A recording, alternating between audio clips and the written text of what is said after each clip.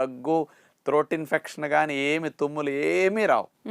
7-8 నెలలు వచ్చిన పిల్లలకు పళ్ళు పెడతారు కదా, సీతాఫలాలు వాళ్ళు నోట్లో పెట్టుకుంటే కరిగిపోతాయి. అలాంటి వారికి బాగా పెట్టండి, చాలా మంచిది ఇమ్యూనిటీకి ఇవి. అయితే డాక్టర్ గారు, మీరు మొదట చెప్పారు ఈ పండులో క్యాలరీస్ అనేవి చాలా ఎక్కువ ఉంటాయి అని. అవునమ్మా. మరి సాధారణంగా షుగర్ వ్యాధితో బాధపడే వాళ్ళు కానీ, లేదంటే అధిక బరువు ఉన్న వాళ్ళు కానీ క్యాలరీస్ ఎక్కువ ఉన్న ఫుడ్ని అవాయిడ్ చేయమని చెప్తూ ఉంటాం మనం. అవునమ్మా. మరి వాళ్ళు తినొచ్చు అంటారా?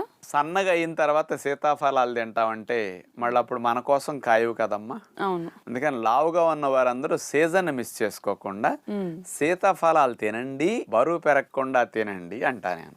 ఎలా తినాలి? సాయంకాలం మీరు పుల్కాలో, చపాతీలో లేదా అన్నమో తింటారు, అవి కట్ చేయండి. ఓకే. 2 సీతాఫలాలు 3 సీతాఫలాలు తినేసి ఏ బొప్పాయో పుచ్చకాయ పొట్ట నింపేస్తే అయిపోయా.